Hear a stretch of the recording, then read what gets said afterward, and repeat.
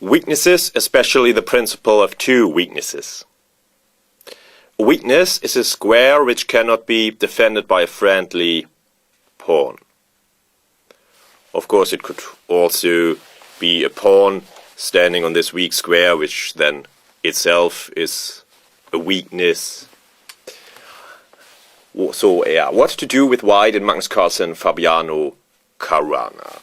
Black has a weakness on b6, a weak pawn, which cannot be defended by a black pawn anymore, and on f7 on h6. And g6 is some kind of tactical weakness, maybe, because white attacks it twice and it is defended twice. But okay, this is a slightly different approach, of course. Yeah, but okay, this one weakness on b6 can be defended by Caruana's army relatively comfortably. And yeah, this is often the case, that one weakness can be defended. So the principle of two weaknesses is extremely important in endgames, usually, and in the game in general. Rook b1. Often the attacker can shift his forces more easily than the defender. So white's rook now pressurizes both wings in a way, because rook h1 can be played very quickly. And okay, white's king can invade on the weak light squares of the queen side. There the whole color complex of light squares is weak. And such weaknesses are very precarious often, but it is not good to have so large, weak color complexes. While on the other hand, it could also be said that Magnus Carlsen also has some weaknesses, and that would not be wrong, but black cannot exploit them. And a weakness that cannot be exploited is no weakness. This is also a guideline. And the c3 is defended very well by the bishop, and the bishop is not only passive, it is also very, very active. It pressurizes b6 weakness and the weak squares on black's king side. And it can maybe also attack the h6 quite quickly. While black's bishop is mostly passive. Okay, it has to protect the b6, but it cannot... Okay, but it cannot be active easily. It cannot be activated easily. So this is also important. A weakness which cannot be exploited is no weakness, and this, of course, also must be shown by concrete calculation. And so here the following variation is important. Now black tries to use the weakness and attack it, but Magnus has calculated that it's no threat because the invasion of his king is more important. And this really is amazing. I don't know how Magnus does it, but somehow he always manages to dominate the enemy army. And here, black would lose the exchange first and the game later, of course.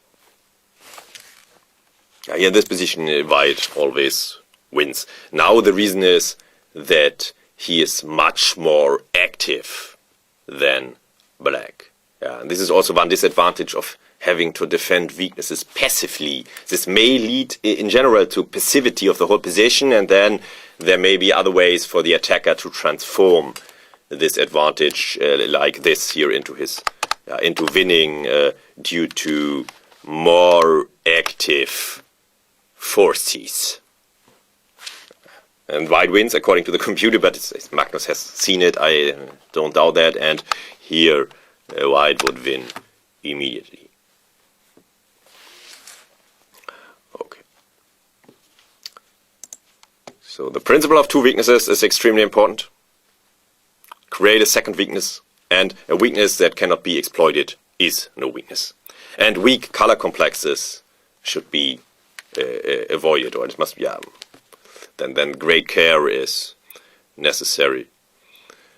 And here white's king always threatens to invade on the light squares of the queen side. This in a way also what happened in the game.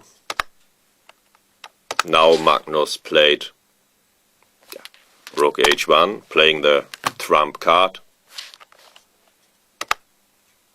He doesn't threaten to take the h6 directly due to g takes f5 check, but the rook now works on the king side and the king on the queen side, and this overloads black defense in the long run. In any case, in all cases.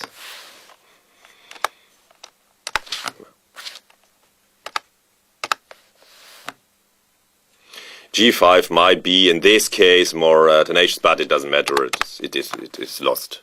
Oh, yeah, and okay, what was the reason here? White to move.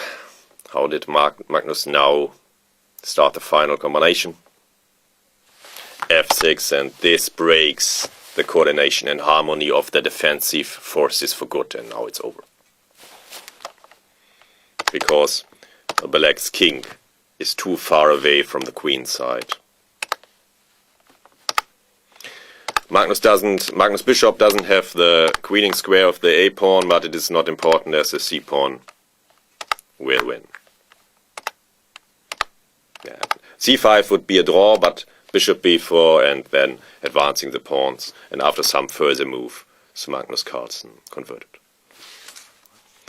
But okay, the most important point I want to make is that the principle of two weaknesses is extremely important in the endgame. So try to create a second weakness, and if there is already a second weakness, then try to use your forces in a way that you can use your greater mobility on both wings. First, force the defender into passivity, and then activate your redistribute your forces so that the defense will be overloaded. And Magnus did this here in exemplary fashion. His rook attacks now.